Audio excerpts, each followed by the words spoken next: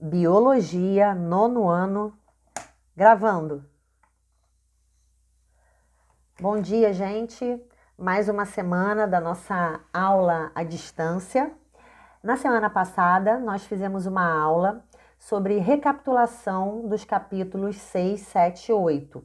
Hoje, nós faremos uma aula de exercícios desses mesmos 3 capítulos, 6, 7 e 8. Por que especificamente esses 3 capítulos?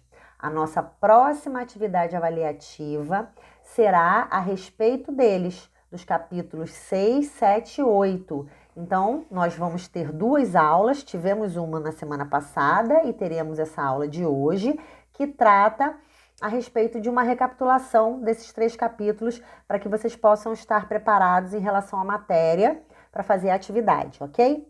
Vamos acompanhar aqui. Primeiro, a gente tem aqui os exercícios referentes ao capítulo 6. Perdão. Número 1. Caracterize os ácidos nucleicos e diferencie seus 2 tipos. Então, vocês vão dar uma caracterização geral dos ácidos nucleicos e vão diferenciar os 2 tipos existentes. Número 2. Cite a molécula que forma os ácidos nucleicos, ou seja, do que os ácidos nucleicos são formados. 3. Nomeie as estruturas numeradas na imagem. Então, aqui, ó, número 1, essa estruturazinha aqui em verde. Número 2, essa estrutura em azul. Número 3, essa estrutura em roxo. Número 4. Suponha que em uma molécula de DNA existam 280 bases nitrogenadas, das quais 50 são timinas. Calcule a quantidade de todas as outras bases. Para que vocês consigam resolver essa questão, vocês têm que lembrar que no DNA se aplica a regra de Chargaff, que fala a respeito da complementaridade das bases.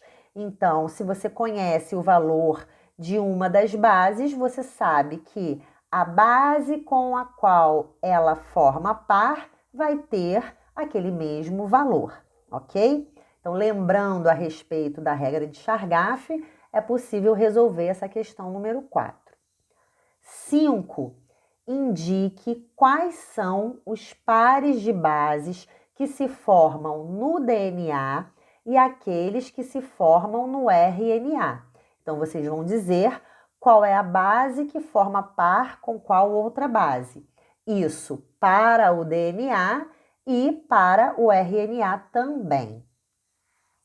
6. Cite e caracterize os tipos de RNA que participam da síntese proteica. Então, vocês vão falar, eu já vou dar uma dica, são 3 tipos. Vocês vão dizer quais são esses 3 e vão falar a respeito de uma característica dele. Obviamente, a melhor característica que vocês têm para caracterizar, né, para explicar, é a função de cada um deles, tá? Número 7. Explique a relação que existe entre códon e anticódon. O que vocês vão falar aí para mim? O que é o códon e o que é o anticódon e como é que eles se relacionam? O que um tem a ver com o outro? Número 8. Caracterize e classifique as vitaminas. Então, vocês vão dizer, né, o que são as vitaminas e qual é a classificação que existe para essas vitaminas, ok? Exercícios em relação ao capítulo 7. Diferencie os primeiros microscópicos inventados. Então, qual a diferença entre os 2 primeiros tipos de microscópios inventados? Cite e caracterize os principais tipos de microscópios atuais, então, os microscópios que nós temos atualmente, né, que são utilizados. Indique algumas diferenças entre uma célula procariótica e eucariótica, então vocês vão diferenciá-las.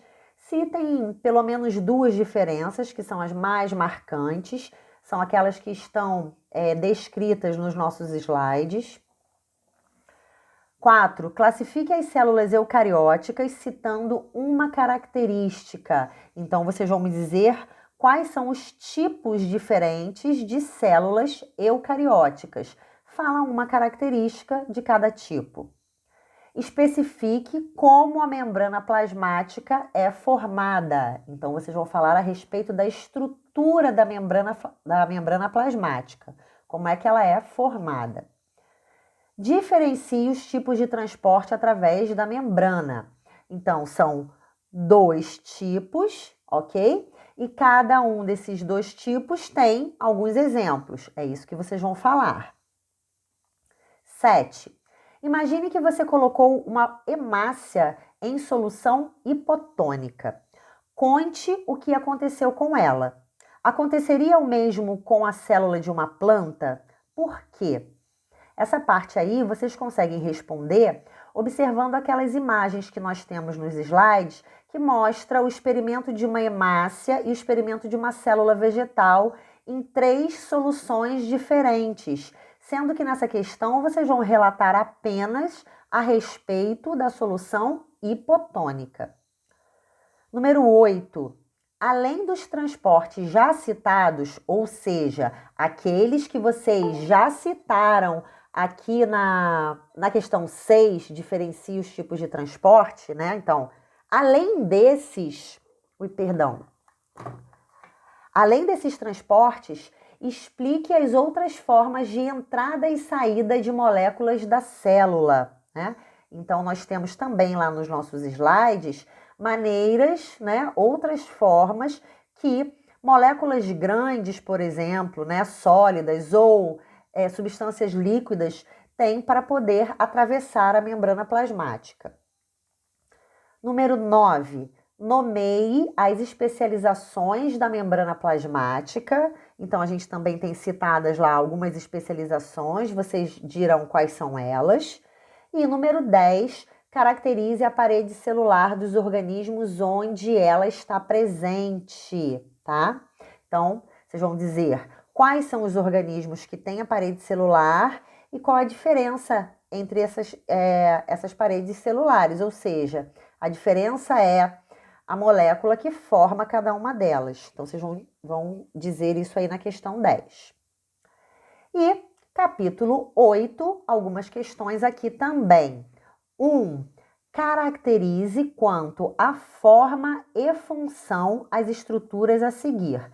Então, vocês terão que dar uma característica que fala a respeito da forma, ou seja, da morfologia, e vocês também irão dar uma característica a respeito da função.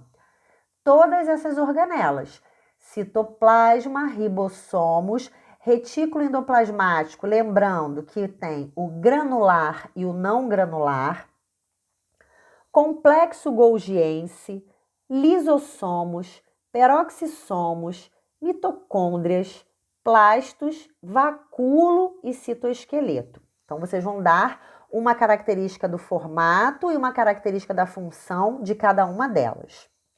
Número 2, diferencie as faces cis e trans do complexo golgiense. Número 3, explique os mecanismos de heterofagia e autofagia dos lisossomos. Vocês dirão o que é a heterofagia e o que é a autofagia. Número 4, cite a organela que tem a função dos peroxissomos nos vegetais. Os vegetais não têm peroxissomos e tem uma organela que é análoga aos peroxissomos. Que organela é essa? Número 5, indique a função da enzima catalase. Essa enzima catalase está presente lá dentro dos peroxissomos. Vocês dirão a função dela. E por último, número 6, explique a origem das moléculas que passam pelo complexo golgiense. Então, o complexo golgiense ele tem uma determinada função que ocorre, né? Essa função diz respeito às moléculas que passam por dentro do complexo golgiense. Eu quero que vocês expliquem na questão 6 de onde vêm essas moléculas que passam pelo complexo golgiense, ok? Então, esses são exercícios dos 3 capítulos e esses capítulos são os capítulos que serão cobrados na próxima atividade avaliativa. Prestem atenção no seguinte, pessoal. Eu sei que são muitos exercícios, mas vocês vão olhar o roteiro que está disponível no Google Class e vocês vão ver que alguns desses exercícios são para que vocês façam no horário de aula e outros são para que vocês façam como atividade de casa, tarefa de casa. Então, não se preocupem que não é para fazer tudo de uma vez. Isso está dividido, tá? Para que vocês tenham tempo suficiente para fazer.